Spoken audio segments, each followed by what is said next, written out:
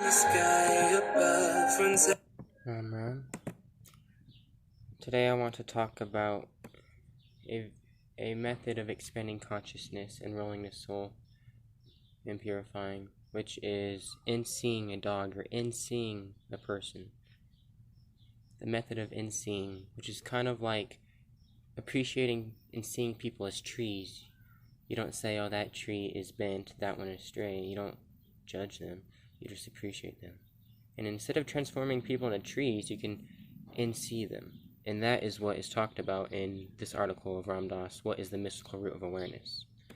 Awareness is not aware of itself. It is not self-conscious. It's just awareness. In that sense, the entire universe is awareness. It is not self-consciously aware. It's just awareness. And that's when, if you want to understand how spiritual masters with powers know the universe, they know the universe from inside itself. Here's a great one. This is Reiki.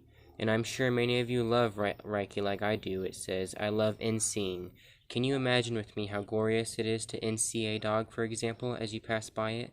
By in-see, I don't mean to look through, which is only a kind of human trick that lets you immediately come out again on the other side of the dog, regarding it merely, so to speak, as a window upon the human world lying behind it. No, not that.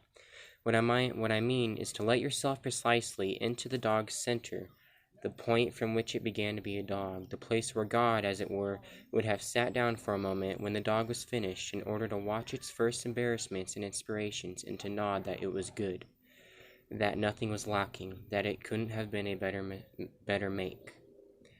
The world feeling, my earthly bliss, is in seeing, in its indescribability, swift, deep, timeless moments. That's when your awareness merges into awareness.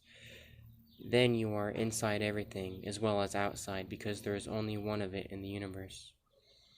This is the mystical root of awareness, of what we're talking about, if you can hear that issue. So when do you know if you're making a mistake? The thought that I'm making a mistake is just another thought. You just go back to your breath. See that constant thought when you're meditating. You're saying, am I doing it right? I'm doing it right? The breath isn't natural. I mean, there's just 1,000 phenomena that are coming into the mind, and what you need is that training of consciousness and the teacher that constantly says, bring your awareness back to the rising and falling of the breath, and just note the rising and falling, because the ego is so clever, in which it's constantly judging. So just sit and do the practice, holding only that awareness of in-seeing and of mutual being.